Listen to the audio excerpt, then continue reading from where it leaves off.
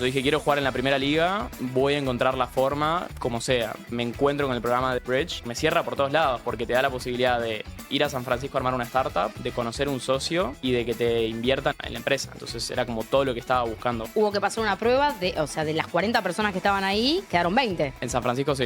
Y quedaste vos. Sí. ¿Le contás de acá a 5 años cómo vas a levantar capital, cómo se va a implementar, en qué país, cuántos empleados, cuánta inversión, cuánto van a ganar? Digo, lo tenés que explicar, digamos. Sí, todo en 5 minutos. Enfrente a un panel de inversores, es clave ser demasiado ambicioso al punto de sonar que estás loco. Si querés armar un equipo, querés armar el mejor equipo del mundo. Tenés que poder comunicarle esa visión de una forma tan clara que el mejor ingeniero de software de Silicon Valley te diga, che, quiero ir a laburar con vos porque lo que haces me parece increíble. Cuando mi vieja me ve por ahí laburando, no sé, un domingo y me dice, che, ¿qué estás haciendo? ¿Qué estás trabajando? Y digo, y para mí, no sé, me divierto, como que no lo veo como algo negativo.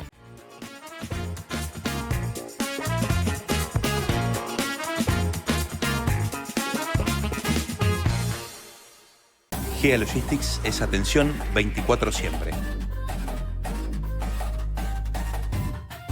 Especialistas en carga terrestre.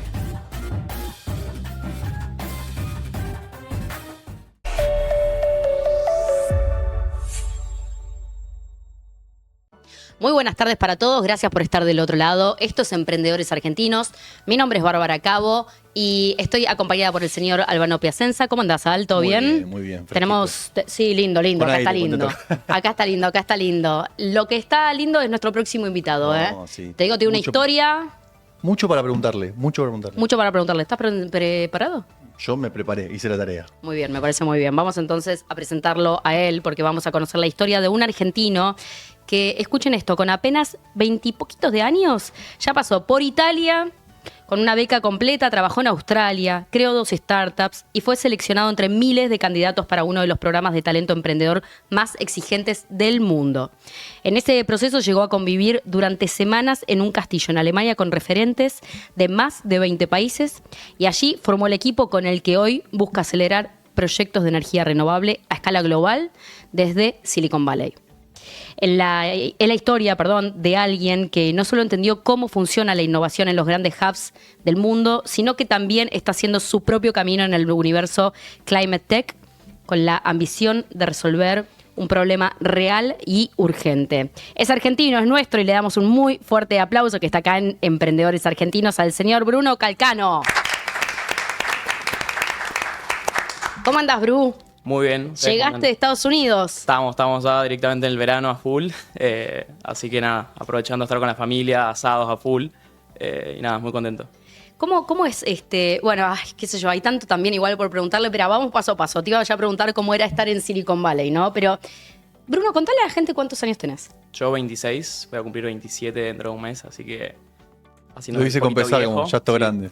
Duele. Y ahora, estás en Silicon Valley y ahora vamos a ampliar, pero formaste anteriormente ya 2 startups. Sí.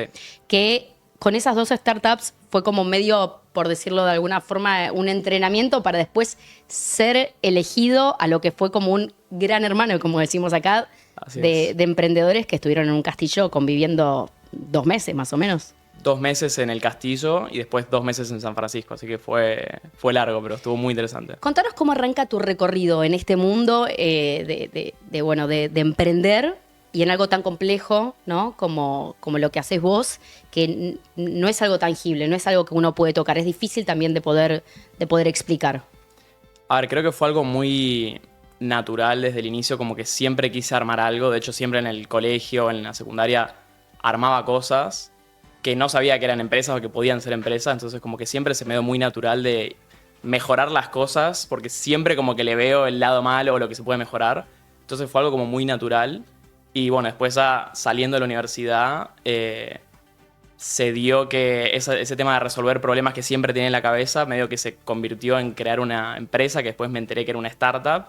Y bueno, de ahí medio que se fue dando y fui aprendiendo, pero al principio no tenía ni idea de nada. Claro, por lo que decís fue como muy, intuitivo en tu formación, pero, para la gente que no te conoce, es secundario y el camino en la facultad.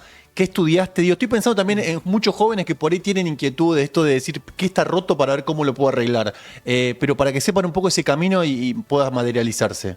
Sí, bueno, yo estudié Administración de Empresas en Italia, me dieron ahí una beca completa, entonces literal cumplí 18 años y a los 2 días me fui de Mendoza para estudiar allá administración. Y siempre estuve como muy expuesto al mundo de startups por curiosidad mía. O sea, siempre leía mucho del tema.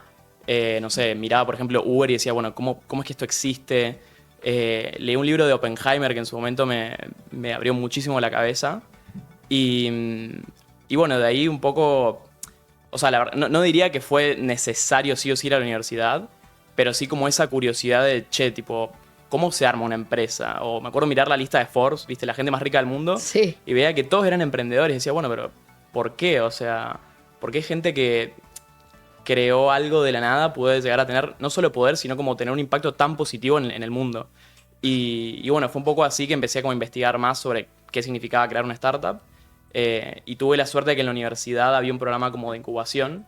Entonces, cuando estaba en el último año, ya estaba trabajando en una startup, pero igualmente como que siempre tenía ideas de armar algo. Y entonces apliqué esta incubadora y ahí me empezaron a enseñar, ok, esto es una startup, que es una empresa de tecnología, tenés que validar la idea, tenés que resolver un problema que exista en el mundo y que la gente esté dispuesta a pagar por esa solución. Y bueno, ahí entendí lo que era armar una empresa desde cero, básicamente. No, pues ahora pienso que importante porque estamos hablando hace cuántos años atrás esto. Esto cuando tenía 18. Estamos hablando de 8 años más o menos Sí. atrás. Digo, tener a esa edad la formación, porque uno piensa ahora, digo, debe haber facultades de negocio, digo, pero me parece que falta mucho de conocimiento en jóvenes que por ahí no están específicamente estudiando esas cosas, pero viendo que hay una oportunidad. Y hay mucho de experimentación, más allá de tener herramientas de formación técnica, de formación académica, digo, para poder ir resolviendo y pensando esos problemas. Digo, hay mucho de jóvenes, como es el caso tuyo, pero por ahí otros que no tuvieron una formación, que ha venido mucha gente así acá. Y por ahí, si vos no tenés la información de que por ahí no es tan complicado, sino es tener una buena idea, quizás con un poco de inversión, tirarlo a probar esto de cómo se dice, para ver si efectivamente funciona. Y después, bueno, pero ¿cómo fueron, digamos, la primera? Esta que dice, bueno, llegás a ese laboratorio, vas con esa idea en concreto, ¿qué pasó ahí? Bueno, justo ahí, lamentablemente arrancó la pandemia a los 3 meses de que me habían aceptado en este programa. Entonces tuve que cerrarlo porque era una idea de carpooling. O sea, yo lo que veía todos los días cuando caminaba al trabajo, que en ese momento estaba viviendo en Australia, haciendo el último año de la universidad de intercambio, veía que, claro, había un montón de tráfico, un montón de autos, y siempre había una persona dentro. Y decía, pero ¿cómo puede ser que la gente no esté compartiendo? Porque estamos contaminando un montón, estamos creando tráfico, y cuando tranquilamente hay un montón de gente que seguro que va desde el mismo punto A al mismo punto B, y se podría compartir, ¿no? el auto, básicamente. Pero bueno, por el COVID obviamente nadie va a querer compartir el auto. Totalmente. Entonces tuve que cerrar eso. En el momento tenía, 20 años, me acababa de recibir. Me volví a Argentina a visitar a mi familia por Pascua en 2020. Y claro, como arrancó la pandemia también, no pude volver a Australia. Entonces quedé como medio varado acá en Mendoza. Y ahí me pasó que me mudé a un departamento nuevo. Y claro, a los 2 días tuve una pérdida de agua en el inodoro. Y yo, claro, lo primero que hago es sacar el teléfono, buscar en Google un plomero. Y bueno, primero que no encontraba a nadie. Después cuando encontré, no vino cuando tenía que venir. No tenía efectivo para pagarle. O sea, como que tuve una experiencia muy, muy mala. Vos venías del futuro, tipo, Ay, te juro, Claro. pensaba eso, digo, qué increíble. ¿Sabes qué me llama la atención? Lo escucho y digo, cómo él presta atención en cada, situación desafiante. Te pasa esto. Y yo me enojo, qué sé yo, digo, uy, no, que termina el día. Vos, o sea, contemplás esa situación y ves cómo podés encontrarle una solución a escala global. Sí, o sea, en el momento fue hablar con un amigo de la universidad que era programador y contarle, che, mirá, me pasó esto. ¿Cómo puede ser que no hay un lugar en donde yo pueda googlear, che, necesito un plomero? Y así como quizás me pido un taxi o me pido comida a través de una app, que estoy tan acostumbrado a hacerlo, pueda resolver un problema que tenga en casa, que es algo que le pasa a todo el mundo. Porque esto en Australia, perdóname, en Australia estamos hablando de una diferencia abismal con lo que viviste acá en Argentina. Sí, era muy común. O, por ejemplo, no solo usar una aplicación para resolver ese problema, sino que vos quizás que no estabas en tu casa en ese momento y la persona iba igual, le dejabas la llave, hacía el trabajo que tuviera que hacer en tu casa mientras vos no estabas. y tenías la confianza de que no iba a pasar nada. Entonces, bueno, era, Claro, era por ahí un como- poco distinto. El futuro. Ah, pero pensaba en esto es como la uberización, pero llevado a un Claro. montón de cosas. Lo que pasa que, bueno, aceleró muy rápido en un montón de lugares y yo creo que por temas por ahí culturales acá en Argentina hay una cosa mucho de la recomendación. Por ahí viene un tipo que te recomienda a alguien, pero no sabes si es malo, pero me lo recomendó alguien y a mí hay algo que me da paz adentro, ¿viste? Sí. Totalmente. Pero bueno, me parece Totalmente. que es generacional también. Me parece que los chicos cada vez más jóvenes, o sea, eso se perdió mucho y es como, che, valoro que me lo resuelvan de un día para otro, no importa Claro. que venga cualquiera, pero que sea ágil. Así que ¿Lo pudiste resolver en ese momento? O sea, llamaste a la persona, pudiste resolver. Y ahí fue donde dijiste, che, acá hay algo también que tenemos que resolver urgentemente. Sí, fue en ese momento que creo que al par de semanas nomás lanzamos una página web como Sí. experimento con este amigo que te comentaba que es programador. Entonces, bueno, él hizo la página web, yo hice marketing como para que la gente se empezara a conectar y ahí medio que fue un boom. O sea, un montón de gente nos decía, che, esto está buenísimo. Encima, como era la pandemia, las personas no querían meter a desconocidos en su casa, entonces de esta forma podían ver, ok, es alguien de confianza que ya viene verificado por la plataforma. Y nada, como que empezó a escalar bastante bien en su momento. ¿Y qué pasó con eso? Bueno, nos pasó que era muy complicado escalarlo a nivel global. O sea, nuestra ambición era como, ok, estamos resolviendo el problema en Mendoza, pero vamos a comernos el mundo. Como que también siempre es algo que me motiva, ok, si estoy resolviendo el problema de una persona, ¿por qué no se lo puedo resolver a todos? Y era un modelo de negocios que no era nada rentable, realmente. O sea, gastábamos mucho en adquisición de usuarios, o sea, hacíamos campañas en Facebook, en Instagram, como para que la gente se descargara la app y contratara un servicio. Y claro, agarramos una comisión de cada servicio y era muy, muy poco. Claro. Y pasaba al final un poco lo que comentabas vos, ¿no? Que cuando alguien contrataba el servicio, al final le pedía el WhatsApp al plomero, a la persona que venía a limpiar, y la próxima vez lo contrataba por fuera. Entonces, eso hacía que no volvieras a usar la app o que lo usaras muy poco en el año. Entonces no recuperábamos la inversión que gastábamos en adquirir a los usuarios. Entonces eso fue un poco por lo cual decidimos como empezar a mirar hacia otros modelos de negocios que tuvieran más sentido. Y ahí arrancamos otra empresa.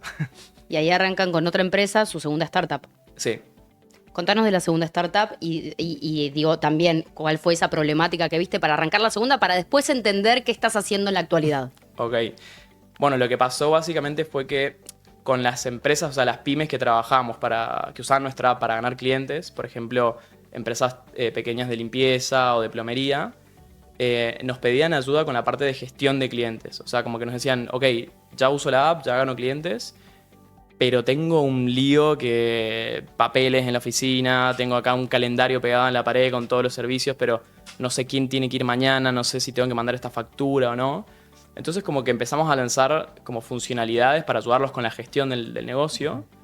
Y claro, cuando vimos que había tanto interés de su parte, y no era nuestro foco, como que decidimos hacer un doble clic y empezar a hablar bien con estos dueños de pymes para entender cuál era la realidad.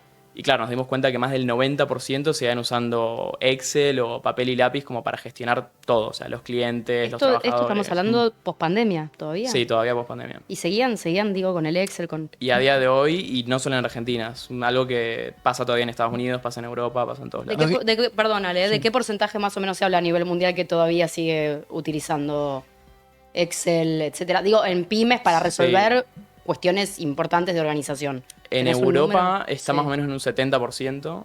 En Latinoamérica es más alto todavía. Es 80-90%. ¿estamos hablando de los que tienen sistemas analógicos o de manejo o al revés? Sí. No, los que todavía tienen papel y Excel. Es increíble, porque uno piensa que la tecnología está como muy, muy penetrada, pero no tanto. 80-90 acá en Europa, dijiste. Sí. Y en... No, Acá 80-90, bueno, Latinoamérica, perdón. Sí, sí, sí. 80-90, en Europa dijiste más cuánto. o menos 70. O sea, tampoco es tan... No, o sea que hay un mercado gigante. Tremendo. Sí. Entiendo que por ahí la complejidad para un negocio sí es un poco adaptarse, porque, a ver, ahí lo digo como experiencia de usuario. Cuando uno quiere automatizar algo que tiene que ver con su negocio, uno lo primero que piensa es, esto nadie lo entiende más que yo.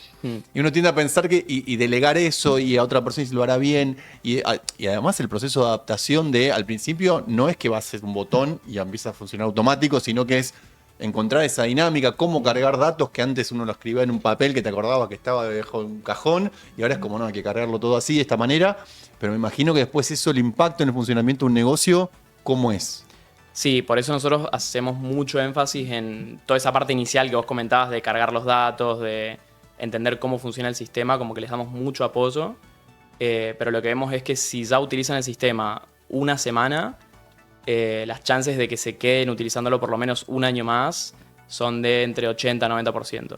Entonces es como que invertimos en acompañar al dueño de esa empresa a afrontar como ese miedo de cómo paso del papel a un sistema en la computadora o en el teléfono, que la primera vez que lo ven no entienden nada, la verdad, porque es algo que nunca han usado. Claro. Por eso es que también tratamos de hacerlo por ahí similar a lo que es WhatsApp o similar a lo que es Excel, que es a lo que sí están Claro, como acostumbrados. uno que intuitivamente tenga una similaridad para que la gente lo reconozca. ¿Y cuál es la devolución que tienen por parte de los clientes una vez que pasan este periodo que decís, che, ya lo están usando? Periodo de No, prueba.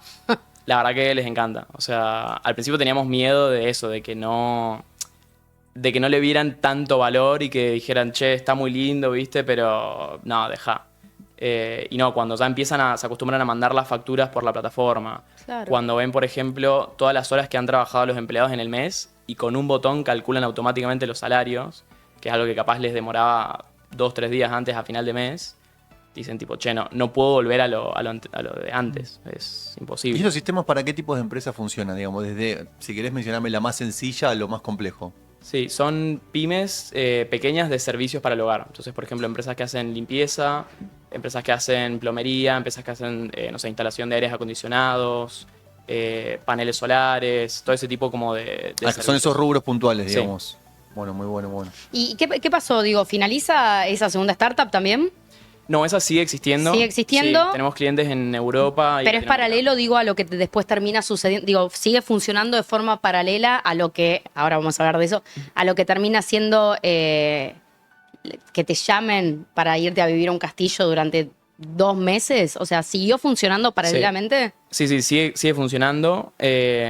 Sigo como estando en el board, o sea, como que sigo siendo accionista, pero no estoy más involucrado en el día a día. Desde Pues julio yo de este decía, año. ¿cómo vas? Sí, si no sí, lo- no, es como el sueño viste cuando pasan las películas que en un momento es como que viene alguien y ahí ahora sí ya es como lo creaste, funciona solo. Es Andá, como, bueno, claro. andá, llévenlo, yo estoy de accionista. Que ande, Ya claro. está, punto. Bueno, pero todo el esfuerzo que contó que implica, la idea, todo, no es Olvídate, chiste. yo ni con 3 vidas. Bruno, contanos cómo fue la elección de estar en lo que nosotros por lo menos entendemos, y digo, y los artículos también de revistas dicen como un gran hermano, pero de emprendedores.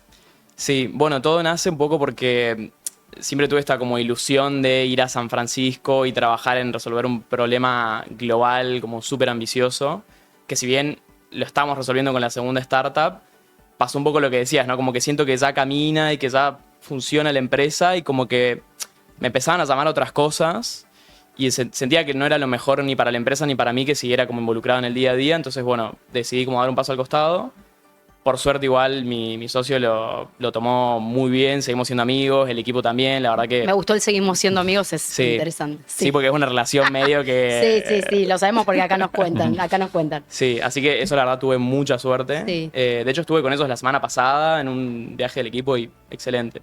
Pero bueno, entonces buscando, la forma de llegar a San Francisco era, necesito un socio, porque sabía que hacerlo solo es muy complicado.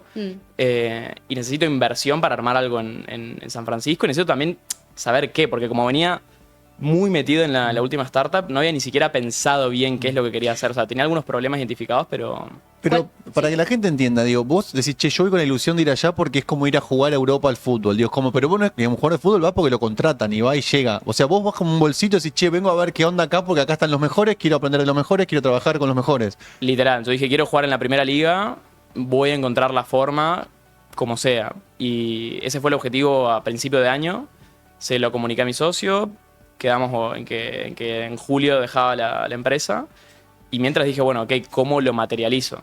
Y un poco buscando la forma y hablando con un montón de gente y entendiendo qué posibilidades hay, me encuentro con el programa de The Bridge y digo, che, como que me cierra por todos lados porque te da la posibilidad de ir a San Francisco a armar una startup, de conocer un socio y de que te inviertan en la empresa. Entonces era como todo lo que estaba buscando, básicamente. Siempre y cuando te eligieran. Siempre y cuando te eligieran y te vas viendo durante el programa. Quiero hacer una aclaración. Es el único argentino, fuiste el único argentino, ¿no? Elegido a nivel global. Sí, de todo el mundo. Y después hubo que pasar una prueba de las 40 personas que estaban ahí, quedaron 20. En San Francisco sí. Y quedaste vos. Sí. Sí, estamos hablando de palabra mayor. Contanos un poquito cómo es. O sea, vos te enterás, llamás por teléfono, che, yo me anoto acá, cómo es, me llaman. Me entero y empiezo a ver, quién está a cargo de este programa. Entonces empiezo a buscar en LinkedIn, empiezo a buscar gente que me conecte con como los directores del programa. Me entero que tienen una oficina en Londres y yo estaba viviendo en España en ese momento y digo, bueno, me saco un vuelo a Londres y voy la semana que viene. Voy ahí, los conozco en persona y me dicen, bueno, tenés que, para un poco, o sea, tenés que hacer un proceso de aplicación, como que hay toda una serie de reglas y todo. Y yo, bueno, dale, ok, dígame y yo lo hago. Entonces apliqué, tuve como 3 entrevistas y me dijeron, ok, la etapa final del proceso de selección es venir a un hackathon, 48 horas. ¿Qué es un hackathon? Perdón, yo no sé. Buena pregunta porque yo tampoco tenía ni idea, Ok. pero la gente técnica lo suele conocer. Sí. Es básicamente un evento que suelen ser 24 o 48 horas, en donde juntan en un espacio físico, puede ser una oficina, un salón, donde sea, mucha gente para hacer un desafío técnico. Puede ser o armar una startup desde cero, o resolver un problema como, no sé, cómo llevamos comida a la luna. Bueno, por ejemplo, hay uno de la NASA que es muy conocido. Y hay distintas temáticas. Y se suele hacer por varias razones. Hay, no sé, empresas que lo usan para contratar a gente que ven que es buena. Ah, mira qué interesante eso. Es como que te evalúan un poco cómo funcionás, ¿no? Pero en tiempo real, porque tenés solo 48 horas. Pero son 48 horas conviviendo literal en el mismo Sí, espacio. dormís en el piso, en el sillón, donde sea. Con otras personas que no conoces. No, o sea, si querés capaz vas con algún amigo, pero en mi caso no conocía a nadie. Sí, sí, es como una Las película. cosas que pasan que uno viste en el día a día. Sí, no, loquísimo. Y bueno, a ver, tuviste el hackathon. Hackathon, sí. El hackathon, Sí. perfecto. Y en ese hackathon, ¿qué sucede? ¿Cómo se va dando todo? Llegamos, creo que éramos 20 y pico personas también de muchos lugares, pero sobre todo Europa, porque eran en Ámsterdam. Y bueno, tenés que ver con quién querés un poco trabajar esas 48 horas. Sí o sí, tenés que elegir a alguien sí o Si querés sí. puedes trabajar solo, pero la verdad que es un poco raro. O sea, porque también un poco lo que quieren evaluar es, bueno, cómo trabajás en conjunto con Claro. otros. En equipo. Porque al final, si vas a fundar una empresa, Claro. Sí, estás obligado Sí. a trabajar en equipo, o sea, solo. Bueno, llegás ahí y te toca. encontrás con estás buscando un amiguito. Así, che. literal, me encuentro a Jens, que es un suizo de 20 años, muy crack, y vemos que los dos queríamos trabajar en algo relacionado a climate tech, o sea, una solución para el cambio climático. Y dijimos, bueno, dale, trabajemos juntos, evaluamos un montón de ideas que se nos ocurrieron. Les dijimos como a los organizadores, che, vamos a trabajar en esta idea, ¿está ok? Dijeron, bueno, dale. Y nada, ahí es tipo laburar, dormir muy poco, y al otro día tenés que presentar en lo que estuviste trabajando. Y eso es un ahí- proyecto de que, no sé, le contás de acá a 5 años cómo vas a levantar capital, cómo se va a implementar, en qué país, cuántos empleados, cuánta inversión, cuánto van a ganar. Digo, todo eso tiene que estar como planeado y lo tenés que explicar, digamos. Sí, todo en 5 minutos. Enfrente a un panel de inversores que ya tienen experiencia evaluando startups y este tipo de proyectos y que te hacen preguntas duras que la verdad que en 48 horas capaz no tuviste tiempo de Como por pensar. ejemplo, ay, estoy remetida, ¿eh? Sí, como por ejemplo. No, por ejemplo eso, o sea, cómo vas a hacer que esto sea rentable o cómo esto se va a convertir en un unicornio, o sea, una empresa que valga más de $1.000 millones. ¿Podés mentir? Chao, porque yo digo, escúchame, yo apenas sé cómo lavar un plato en 30 años de vida. Estoy Digo, chequeable esto porque en 24 horas le piden. Es difícil para alguien, pero vos le decís, che, mi sueño es el universo, yo le doy para adelante. Después, Sí. bueno, si se cumple o no.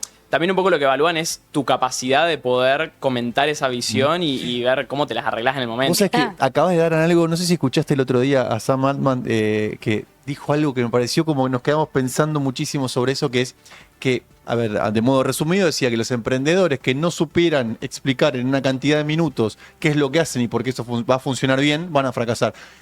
Digo, me parece que es como dar el clavo de, no solamente a la hora de explicarle a un supuesto inversor o un posible inversor, sino también posibles clientes. Digo, hay una cosa muy clave ahí y pienso en, pasaste por estos lugares que son donde están los mejores o se están formando los mejores.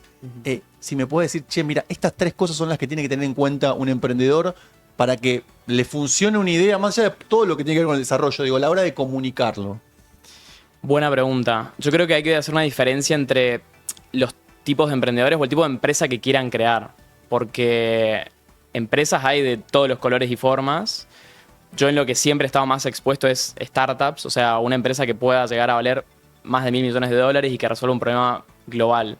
Entonces, dentro de ese tipo de empresa, es clave ser como demasiado ambicioso al punto de sonar que estás loco. O sea, que cuando le comentás a alguien lo que querés hacer, dicen tipo, che, pero ¿viste qué le pasa? O sea, ¿por qué? Claro. Para ese tipo de empresa creo que es súper necesario. Porque si no, y estar convencido realmente de esa ambición que tenés adentro, porque si no estás convencido, no vas a durar. O sea, porque la mayoría de los momentos que vas a tener en el armado de tu startup y en todas las distintas fases van a ser casi siempre malas. Van a ser todas muy negativas, siempre para abajo. Y las victorias suelen ser pequeñas. No es que es tipo, wow, ahora, no sé, Sam Altman lo cerramos como inversor. Sí, le pasa capaz a una startup, pero al 99% de los mortales no. Entonces, una es tipo esa ambición desenfrenada. Otra te diría que si tenés por ahí el rol de CEO, o sea, la persona que va a estar levantando capital y vendiendo, tenés que ser muy claro en cómo comunicás esa visión también. Porque no es solo comunicársela a un inversor, sino, como vos decías, tenés que comunicársela a un cliente para que te quiera comprar tu solución. Se la tenés que comunicar a un posible empleado, porque si querés armar un equipo, querés armar el mejor equipo del mundo. Entonces, tenés que poder comunicarle esa visión de una forma tan clara que el mejor ingeniero de software de Silicon Valley te diga, che, quiero ir a laburar con vos porque lo que haces me parece increíble. Y después, bueno, una ética de trabajo fuera de lo común. O sea, yo, por ejemplo, cuando mi vieja me ve por ahí laburando, no sé, un domingo y me dice, che, ¿qué estás haciendo? ¿Qué estás trabajando? Y digo, y para mí, no sé, me divierto, como que no lo veo como algo negativo. Y he visto que hay gente que por ahí sufre con eso, de tipo, no, estoy trabajando un domingo y no me gusta. Y es complicado poder armar una empresa de esa magnitud si no tenés como esa ética de trabajo, que al final yo no lo veo como trabajo, lo veo eso Claro, como... vos lo ves como un disfrute. Claro, o sea, a ver si al final, si ves, por ejemplo, no sé, a Messi, que está, o Cristiano Ronaldo, no, bueno, vamos con Messi, que es mi ídolo. Lo ves entrenando un domingo, no le vas a decir tipo, che, ¿qué haces jugando al fútbol un domingo? Totalmente. Yo lo pensaba con Rafa Nadal, que él siempre dice exactamente eso. Dice, mirá, si te quemás, si se te empieza a quemar el cerebro y todo, no es para vos. O sea, claro. no. Y se me vino exactamente lo mismo. Volvamos un poquitito. Entonces, bueno, estuviste, digo, 24, 48 horas, hicieron la presentación. Sí. ¿Qué pasó? ¿Qué sucedió? Hicimos la presentación, le gustó a los jueces, Sí. pero nos fuimos con una sensación muy como incierta de, bueno, no sé qué pasará. No ganamos aparte porque eligieron como a 3 ganadores y no ganamos, entonces fue como ni idea. Y nos dijeron, esto fue un domingo, nos dijeron mañana vamos a tener una reunión con cada uno de ustedes, por separado. Y bueno, dale. Y al otro día, nada, se conectan como los directores del programa y nos dicen, bueno, quedaste en el programa. Yo ahí no lo podía creer porque, no sé, me ha ido con una sensación como que no sabía si me ha ido bien, mal, como que ni idea. Y ahí nos empiezan a comentar como toda la logística del programa. Tipo, bueno, vamos a tener que sacar el vuelo acá a Alemania, el castillo queda en tal lugar, o sea, cosas que... ¿Hay yo una no tenía explicación idea. de por qué es un castillo alejado de todo? ¿Tiene un porqué? Sí, tiene un porqué que creo que es muy importante, que es que te crea un ambiente sin distracciones y donde vos te podés enfocar 24/7 en conseguir el objetivo del programa, que es, bueno, conocer a tu potencial co-founder, o sea, socio, y decidir en qué vas a armar tu empresa, básicamente, y empezar a, no solo decidirlo, sino empezar realmente a hacerla. O sea, Claro. a arrancar la empresa, hablar con potenciales clientes, empezar a armar tu producto. Y la verdad que tienen... O sea, en el momento medio que me replanteaba, ¿no? Tipo, che, ¿por qué en un castillo, en un lugar que literal no hay nada? ¿Te dio O sea, miedo? Imagino todo, por lo menos. no No miedo, sé. pero como que dije, ¿por qué? O sea, podríamos capaz que estar lo hubieran hecho en San Francisco directamente, pensaba, y listo. Pero no, como que al estar en ese espacio en donde no tenés distracciones... Hay una épica aparte de ser un castillo, ahí no mira nada. Eso también le da un poco de color, sí. Pero hay que convivir, digo, con gente que no conoces. 2 meses, Me algo. imagino que todo lo que implica eso. Bueno, ¿vos seguiste cuando llegás ahí al castillo, digamos, seguís en el socio que habías conocido y en ese proyecto o ahí arrancan de cero? Ahí medio que arrancás de cero, o sea, es como cada uno se maneja, cada uno tiene su estrategia. Ellos no te dan, antes de llegar al castillo, no te dicen más nada que, bueno, tal día llegás al castillo y vas a estar 2 meses ahí y tenés que encontrar a un socio y armar una startup. Entonces, como que la estrategia que yo adopté fue conocer a todos los que iban a ir antes, pero bueno, porque soy así. Entonces agendé como videollamadas con todos, los fui conociendo, les pregunté, ok, qué les interesaba, cuál era su background, como que en qué querían trabajar, qué les motivaba a armar una startup. Entonces como que ahí ya tenía una lista de, ok, con quiénes puedo trabajar, ¿no? Entonces cuando arranco el primer día en el castillo, justo Jens, que era con el que había trabajado en el hackathon, como que hacíamos muy buen match. Pero tenía otras opciones también que dije, ok, estos también pueden ser como buenas opciones. Y después hay otros que ni idea, vamos a conocerlos mejor. Sí. O sea que hay una cuestión, ahora entiendo por qué también se le dice como un poco el gran hermano, hay una cuestión en serio de estrategia, Sí. de ver con quién trabajás. ¿Cómo es empezar a trabajar con una persona que no conocías anteriormente, convivir con esa persona durante 2 meses? Imagino que después de eso, al cabo de esos 2 meses, tienen que ustedes agarrar, presentar el proyecto, que se los aprueben. Contanos el paso a paso de eso. Sí, algo creo que muy importante al inicio que sí vino de parte de los directores del programa fue como ayudarnos en elegir rápido a alguien con quien trabajar y tener charlas más a nivel personal. O sea, como que todavía no hablar del tema empresa ni nada, sino como conocer bien a la otra persona. Me acuerdo que teníamos como un cuestionario de, no sé, 150 preguntas y un día nos encerramos en una habitación en el castillo y dijimos, che, bueno, vamos a hacer las preguntas. Y ahí vas por todo. O sea, ¿cómo fue tu infancia? ¿Cómo es tu relación con tus padres? ¿Cuáles son tus motivaciones para armar una empresa? ¿Es obligatorio tener que contestarlas? No. Cada uno Ok. hacía como quisiera. Veías que hay algunos que se iban a caminar. Habían otros que capaz se habían juntado de a 4 o 5. Como que ahí... Un Claro. experimento social. Sí, es como un real. experimento. Ahora, la inquietud que tengo es, o sea, el que organiza esto, a vos te hace firmar algo, digo, estoy pensando, después cuando vos firmás y dices, che, el proyecto está bueno, vamos a fabricar esto que es una idea tuya, Sí. el 50% de todo esto va a ser del señor que te hizo firmar. Digo, ¿cómo es eso? Digo, entiendo que nos estamos adelantando, Sí. pero para entender un poquito.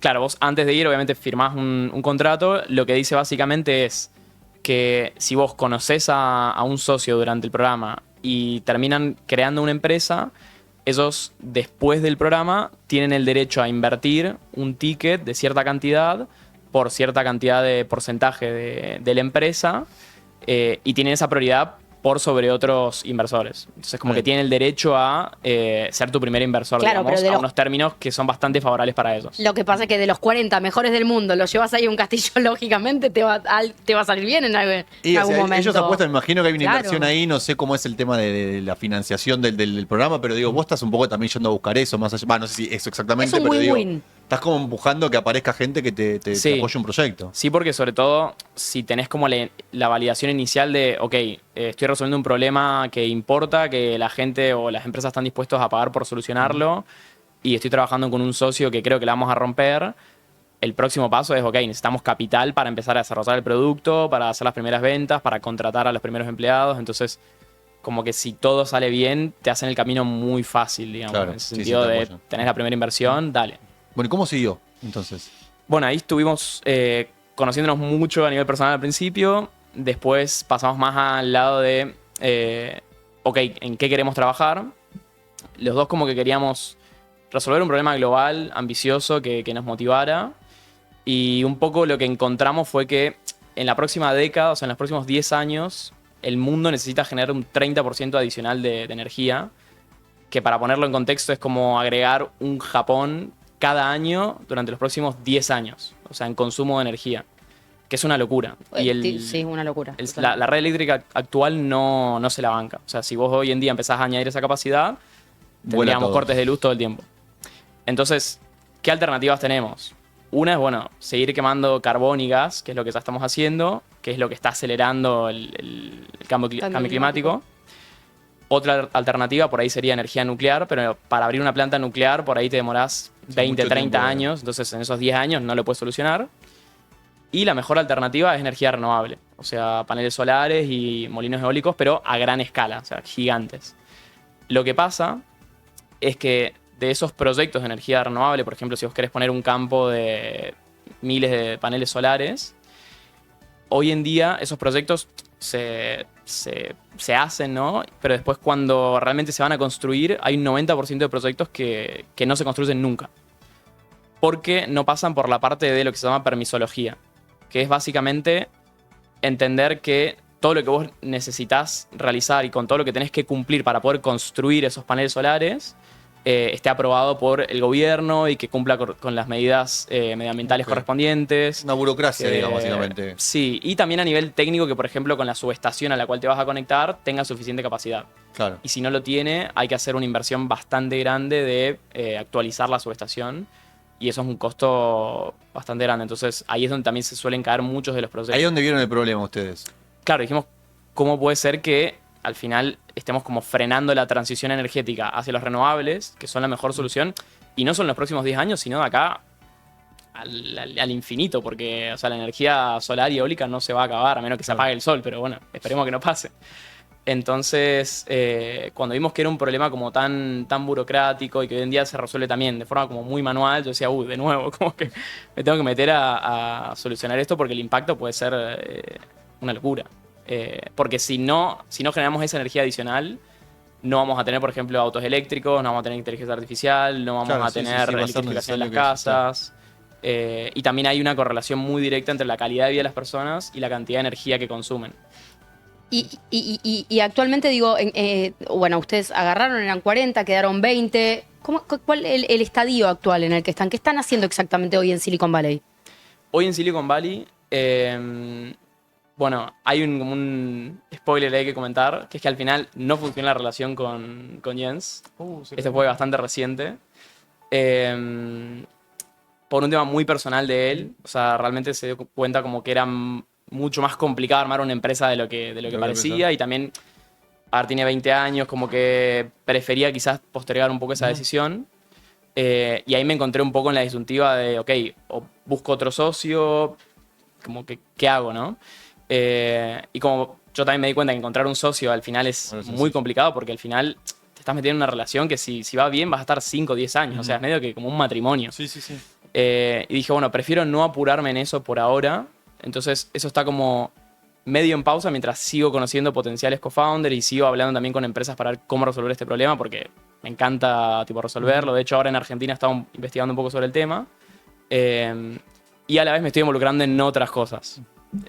O sea que hay mucho para contar, y lo más interesante me parece que es que van a figurar los datos a él. Por ahí aparece alguien que quiere participar, que le escriba, ¿viste? Bueno, no sé, está buscando. Yo estoy, yo no sé ustedes, pero... Bueno, hay que ponerla al principio. Bueno, a ver, con algo estoy, no sé con qué. Inversión encontramos, ¿no? Pero bueno, No hay digo, problema. este es el estadio actual. Estás buscando realmente un socio para poder, digo, llevar a cabo, seguir llevando a cabo este proyecto que realmente podría ser un impacto muy grande a nivel mundial. Sí. Y por otro lado, bueno, eso, o sea, como no puedo estar quieto, la verdad, como que me empecé a involucrar en otras startups, como a dar una mano. Por ejemplo, hay una que es, hacen kits de detección de cáncer de próstata, que es algo súper importante porque al final, a día de hoy, se mueren 500.000 de personas por cáncer de próstata, y es un cáncer que es súper... O sea, no es tan letal, y si se detectara a tiempo se podrían reducir un 80% de esas muertes. Entonces, realizan un kit que básicamente podés ir a la farmacia, lo compras, te pinchás el dedo y ves si tenés o no, que te evita lo de tener que ir a la clásica de ir al urólogo y que nadie quiere hacer. Increíble. Y a esos, por ejemplo, los estoy ayudando a levantar una ronda de capital en Silicon Valley. Y bueno. Bruno, la verdad que nos dejás con ganas de muchísimo más. Vas a ser claramente invitado nuevamente a Emprendedores Argentinos porque sabemos que tenés un futuro importante, que ya es un presente importante. Así que te agradecemos mucho por haber venido, de verdad, y muchos éxitos. No, muchas gracias por venir, la verdad, un honor. Un aplauso enorme para vos.